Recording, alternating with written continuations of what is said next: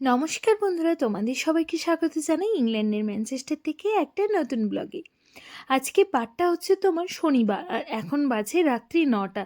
দেখো, আমরা সবাই মিলে জোর কদমে শুরু করে দিয়েছি কালকের জন্য একটা প্রস্তুতি, মানে রান্না বান্নার সমস্ত কিছু আজকে করে রাখছি। কারণ হচ্ছে কালকে আমাদের বাড়িতে আসতে চলেছে বেশ কিছু গেস্ট। তা সেই সমস্ত অতিথিদের জন্যই দুপুরবেলায় ওনারা আসবেন, তা ওদের জন্যই আজকে রাত্রেবেলাতেই আমরা ঠিক করলাম রান্নাবান্নাটা করে রেখে দিই। আর আমাকে রান্নাবান্নায় হেল্প করতে চলে এসছে হচ্ছে দেবী, আর তার সাথে বুবাই। এই দেখো, বুবাই এইদিকে আমাকে মাছের আঁশ ছাড়িয়ে দিচ্ছে, সাথে সঙ্গীতও হেল্প করলো। জানো, বুবাই, দেবী, তার সাথে সঙ্গীত তিনজনে মিলে গিয়ে বাজার করে এনেছে। সমস্ত বাজার করে ওরা এই মাত্র এসে পৌঁছালো, দেবীও এই মাত্র পৌঁছালো।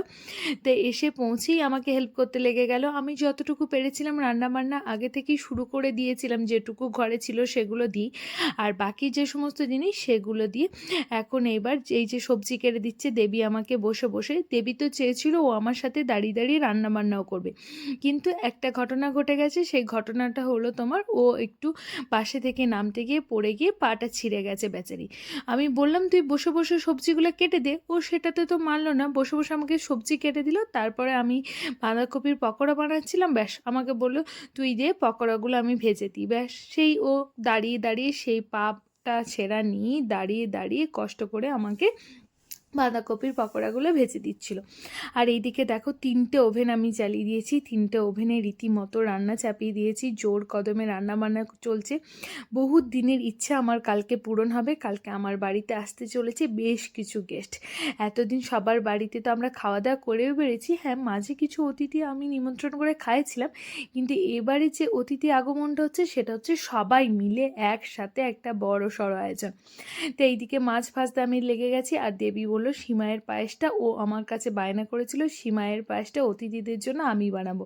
তা দেবীও সেটা ওইদিকে বসিয়ে দিয়েছে হচ্ছে তোমার সিমাইয়ের পায়েস। সত্যি আমি খুবই ভাগ্য করে, মানে ঠাকুরের কাছে আমি জানো তো অনেক ঠাকুরকে ডাকতাম এই দেশে আসার পর থেকে, ঠাকুর আমাকে একটা এমন বান্ধবী দাও যে আমার একদম সব সময়ে সাথী হয়ে থাকবে, মানে সব সময় আমার সাথে থাকবে, সমস্ত কিছুতে আমি তাকে পাশে পাবো, যার সাথে আমার কথা বলতে গেলে কোনো সময় দ্বিধা ফিল হবে না, মনে যা আসবে সেই কথাই আমি তার সাথে শেয়ার করতে পারবো।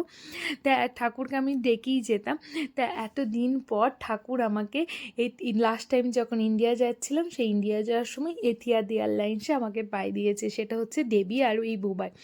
মানে এই দুজনের সাথে আমরা এত জড়িয়ে গেছি কি বলবো। সত্যি এখন আমি তো আমার ঘরের কোনো কিছু হলেই ওই দুজনকে ছাড়া কিছু ভাবতেই পারি না বলতে পারো।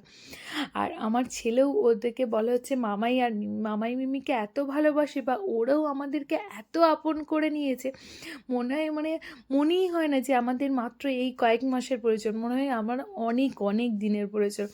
মানে ঠাকুরের কাছে অনেক প্রার্থনা করার পর এইরকম একটা বন্ধু আমি আমার জীবনে পেয়েছি। এই বন্ধুত্ব তো আমার জীবনে প্রচুর পরিমাণ মানে মিসিং ছিল। এরকম একটা বন্ধুত্ব সম্পর্ক অনেক দিন কারোর সাথে ছিল না। তো সেরকম এরকম একটা বন্ধু আমার জীবনে আমি পেয়েছি। যাই হোক, রাত্রি 2টো পর্যন্ত জেগে রান্না বান্না করেছি। এটা হচ্ছে পরদিন সকালবেলা। দেখো এখানে সমস্ত কিছু খাবার দাবারগুলো টেবিলে সাজিয়ে নিয়েছি, রাত্রেবেলায় এরকম করেই সাজিয়ে টেবিলে কভার করে রেখে দিয়েছিলাম। এখন একটু খুলে তোমাদের সাথে শেয়ার করে দিচ্ছি। তা এখন সকালবেলায়, পরদিন মানে হচ্ছে রবিবার দিন সকালবেলায় আমি এটা বানিয়েছি স্যালাডটাও বানিয়ে নিয়েছি এখানে। আর তার সাথে কালকে রাতেই বানিয়ে রেখেছিলাম হচ্ছে ঝুরি আলু ভাজা, একদম ক্রিপসি কারি পাতা, তার সাথে বাদাম দিয়ে একটা ঝুরি আলু ভাজা। আর তার সাথে হচ্ছে মুগের ডাল। এই আলু ভাজা দিয়ে মুগের ডাল খেতে দারুণ লাগে, মনে হয় একটা অনুষ্ঠান বাড়ি একটা ফিলিংস আছে। সাথে আছে হচ্ছে তোমার আলু পোস্ত, আর তার সাথে বানিয়েছি হচ্ছে তোমার এখানে পনির, মটরশুঁটি দিয়ে পনিরের একটা কারি, সাথে আছে বাঁধাকপির কোপ্তা কারি, আর বানিয়েছি হচ্ছে সর্ষে পোস্ত দিয়ে হচ্ছে তোমার বেগুনের বাহার। মানে এটাকে বেগুনের সর্ষে চাল বা পোস্ত চালও বলে, আবার অনেকে বেগুন বাহার বলে। এই বেগুন বাহার সাথে এখানে বানিয়েছে হচ্ছে প্রন কারি মশলা, আর তার সাথে বানানো হয়েছে তোমার চিকেন কারি, চাটনি, আর বানিয়েছে হচ্ছে তোমার পায়েস। আর সঙ্গীত বললো রুই মাছটা আর মশলা দিয়ে বানিয়ে না, রুই মাছটা হচ্ছে তোমার টক বানাও। তা আমাদের দেশি স্টাইলে একদম মিষ্টি মিষ্টি রুই মাছটাকে ভেজে মিষ্টি মিষ্টি টক, আর তার সাথে আছে হচ্ছে দেবীর হাতে বানানো সিমাইয়ের পায়েস। তা অতিথিদের জন্য দেখতে পেলে এগুলোই আয়োজন, আর তার সাথে তো স্ন্যাক্সে আছেই, তোমার আছে spring roll, samosa, nuggets, cold drinks, এই সমস্ত আইটেমগুলো তো তার সাথে আছেই। এটা হচ্ছে মেন, হচ্ছে দুপুরে যে খাবারের আয়োজন সেটাই হচ্ছে, এটা হচ্ছে মেন আয়োজনটা। তা আজকের এই রান্নাবান্না পর্ব আমাদের চারজনের একসাথে রান্নাবান্না কেমন লাগলো অবশ্যই কিন্তু কমেন্ট করে জানিও। সত্যি মানে আমার এত ভালো লাগছে, কি বলবো, দেবী আমাকে এসে এত সুন্দর আমাকে কাজে হেল্প করলো, দেবী বুবাই দুজনই। মানে এরকম একটা বন্ধু পরিবার পেয়ে সত্যি আমি প্রচণ্ড পরিমাণে খুশি। আর তোমাদের কেমন লাগলো এই ছোট্ট ব্লগটা অবশ্যই কিন্তু কমেন্ট করে জানিও। ভালো লাগলে প্লিজ পেজটাকে একটু ফলো এবং লাইক করে দিও, আর যারা ইউটিউব থেকে দেখছো তারা প্লিজ চ্যানেলটাকে একটু সাবস্ক্রাইব করে দিও।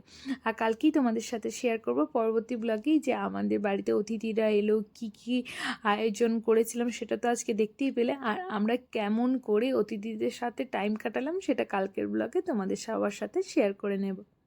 তা আজকের মতো এই পর্যন্তই, টাটা বাই বাই। তোমরা সবাই ভালো থেকো, সুস্থ থেকো। কালকেই দেখা হবে সুদূর ইংল্যান্ডের ম্যানচেস্টার থেকে আরও একটা নতুন ব্লগ নিয়ে। আর তোমাদের সবাইকে অসংখ্য অসংখ্য ধন্যবাদ এত এত ভালোবাসা আমাদেরকে দেওয়ার জন্য। আচ্ছা, টুকটাক আমার হয়ে যাবে।